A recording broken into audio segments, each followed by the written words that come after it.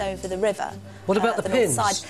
And the pin industry was a large industry as well. Everybody needed pins to dress. We still have an expression that some people might know of having your pin money, which today means to us having a bit of extra money. But in fact, in 1600, it meant the essential money. You had to have money for pins, or you couldn't dress yourself in certain ways, particularly as a woman. So boy actors were walking pincushions, and no 12-year-old boys that I know could have kept still long enough to avoid constantly stabbing themselves. But actors will go through anything for applause. There were no such compensations, though, for the pin makers, without whom Shakespeare's actors would have ended up in the nude. There were thousands of Tudor pinners, but history leaves little clue about the people who did the job. Most of our evidence about this essential industry comes from archaeology. We've found pins from two ends of the market: quality posh pins made by craftsmen and the bog standard pin made by an army of unskilled workers. Pinners worked alongside butchers in areas like Smithfield because bones were an essential tool of the trade. Dr. Hazel Forsyth from the Museum of London has formed a theory about how the pinners might have worked from rubbish here outside the city walls. So presumably this would have been the London Wall? Exactly. It's hard to believe that this was such a foul place, given how beautiful it is there. I know, it's absolutely lovely. And is there any evidence of pin making associated with London Wall? Well, strangely enough, I had just happened to have a bone in my hand which indicates precisely that thing. As historians do. Let's have a look over here. And if you look closely, you can see it's got a label on it saying London Wall. So is this an old Victorian find? Probably, late 19th century, early 20th century. But it's actually a Tudor thing? Yes. So how do we know that's associated with pin making? Well, because I also happened to be carrying... You're a mad woman, you are, yeah. Another bone, and this is a cow's foot bone, or rather the bone in the lower part of the cow's leg. And what, if we compare the two, you can see is that this bone, the pinner's bone, has been adapted from this foot bone by removing these two outer sections, cutting away this part of the bone here, and then turning the bone into various facets. And in each of those facets are longitudinal grooves. And what happened was that the pinners received their wire, copper wire, or brass wire more particularly, that was poured through a series of draw plates with diminishing size circles, so they got the gauge of wire that they wanted, slotted the wire into the groove, and then once that was held securely, they proceeded then to use the file to rub across it. We wanted to put Hazel's theory to the test, so we asked Bodger Hodgson, who makes authentic props for the Globe, to recreate the workshop of a London pinner.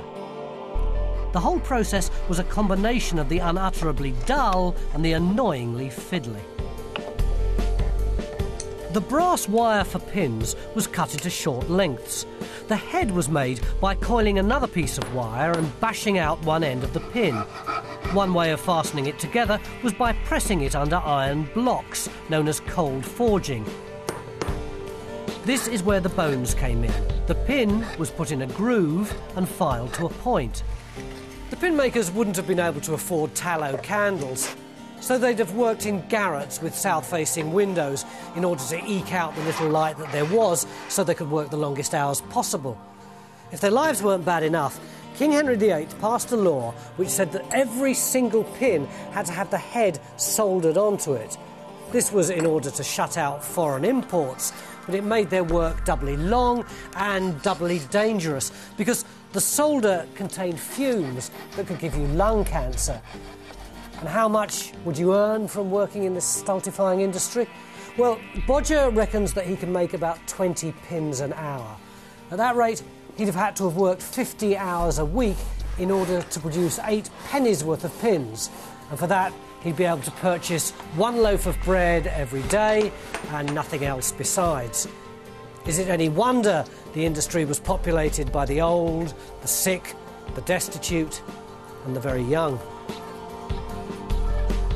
In fact, the process is so fiddly and time-consuming that our historian Hazel reckons they would have had to use children's nimble fingers for parts of the job. It was child labour vital to the Tudor economy. But at least pinners had friends. There was an even worse job in the clothing industry that made you more unpopular than a cold sore in a kissing contest. The only way you could dye cloth blue, or even paint your face blue, up till the end of the 16th century when they started to import indigo from India, was by using this bright green, highly aggressive weed, which is, believe it or not, woad. And there was a big demand for blue dye in Tudor times. The only problem for the dyers was that the process smelt. I mean, it really stank. How can I describe the vomit-inducing smell of woad? Woad is the stealth bomber of smell. This innocent-looking plant packs a chemical punch that combines the worst elements of rotten cabbage and raw sewage with just a hint of cat's pee. It was a smell so bad that by law woad dyers had to live outside the city walls. John, the moment that you walk into this room, the niff really hits you, doesn't it? But I don't understand it, because when you smell the woad, there's nothing, is there? No, right. There's no smell to the woad itself, it's the plant. The smell, of course, is all associated with the process. And the dyers had to process the woad in order to be able to preserve it, to concentrate the dye, and get the dye out, in fact. And this is how they processed it? That's right. These are woad balls. And these were imported, in fact, by the thousand in the medieval period and Tudor times. And they do smell, don't they? They do smell, yeah. But the best woad came from France, without doubt, basically because of the hot summers and the dry weather and so on. But having got the woad balls like this, the dyers then got to process them. You can't use them just as they are. Yeah. So what he would do would be to break them up with a hammer into a powder, dampen them again, it would ferment again like garden compost, and then after 2 weeks or so it would dry out. The process of getting the blue dye out of the dried woad involved complex chemistry. Before it was spun, the wool was immersed in a fermented woad solution, hence dyed in the wool. And this is a vat of woad bubbling away? That's right. There are flies buzzing all over it. Get off. It's quite disgusting, isn't it? That is the case. What we find is that the smell, I'm afraid, is even stronger in the case of the actual vat. It's very good. But what has happened here is we've taken the couch woad, which we've just seen, we put that into the vat, pour boiling water on it, and the indigo comes off like black ink. So we've got a sludge at the bottom, and the rest is indigo. But the secret was, in fact, to maintain a fixed pH in the vat from the beginning to the end. Hang on, they didn't know about pH in those days, They knew nothing about pH. So how did they do it? Well, there were all sorts of techniques. Basically, these people had the ability to actually decide on the alkalinity of the vat by its feel. Now, what happens is that it's like putting your hands into washing soda. It feels slippery. Yeah, it is slippier, definitely. It is. Now, they could only do this by long experience. So one thing was to feel it. Another way was to taste it, believe it or not. And you could taste whether it was, in fact, sharp and alkaline, or whether it was, in fact, acidic.